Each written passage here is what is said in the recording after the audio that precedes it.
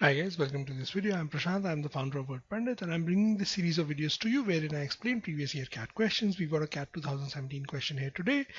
Before you go through this question, make sure you've solved the RC and solved this question. What do we have here? What does the question talk about? Jane Jacobs believed that cities are more creative. Now, such a question is asking you something very, very specific, right? So this for such a question, you should go back to the context, right, and try to identify the answer from the context itself. The context says, I once asked the great urbanist Jane Jacobs what makes some places more creative than others. She said essentially that the question was an easy one. All cities, she said, were filled with creative people.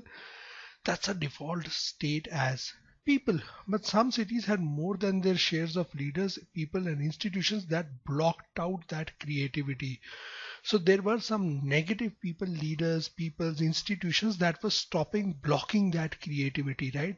So cities that had a greater number of such people, obviously creativity was blocked. She called them squelchers. So cities which had a lot of squelchers, uh, those were the ones that were problematic. Those were the ones that where creativity was blocked.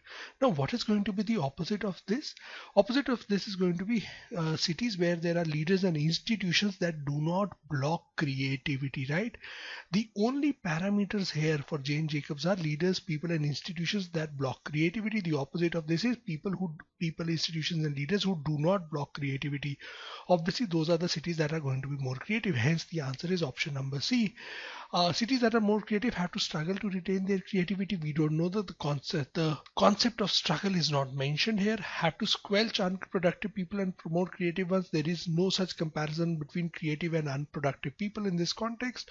Typically do not start off as creative hubs. Again, we do not know this because there's how do they start off as not mentioned. So A, B, and D here are not mentioned in the passage. Only option number C finds a reference and we derive it from the given context.